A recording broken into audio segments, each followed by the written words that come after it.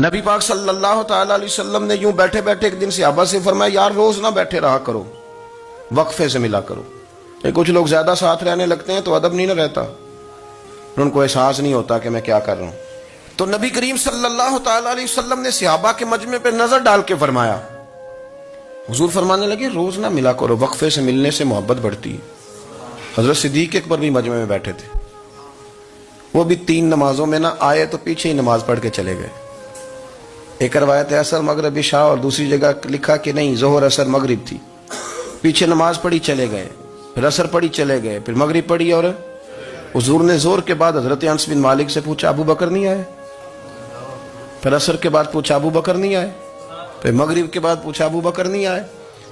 تو حضرت انس بن مالک کہتے ہیں میں بھی حیران تھا کہ وہ نماز تو پڑھ کے گئے ہیں، اور حضور کا طریقہ تھا کہ سلام پھیر کے پیچھے دیکھتے تھے، تو حضور نے دیکھ لیا، پھر بھی 3 دفعہ پوچھا کہ وہ آئے نہیں؟ سمجھے میری بات کو؟ حضور فرما رہے ہیں نماز پڑھنے تو ساری دنیا ہی آتی ہے، وہ تو اسپیشل آیا کرتا تھا، وہ آیا نہیں؟ آئے نہیں جناب صدیق اکبر؟ تو حضرت انس کہتے میں نے جا کے دروازے پہ دستک کی، حضرت انس قریب رہتے تھے نا حضور کے، تو نبی پاک کے لاڈلے تھے، تو پھر لوگ بھی ان کا لاڈ دیکھتے تھے۔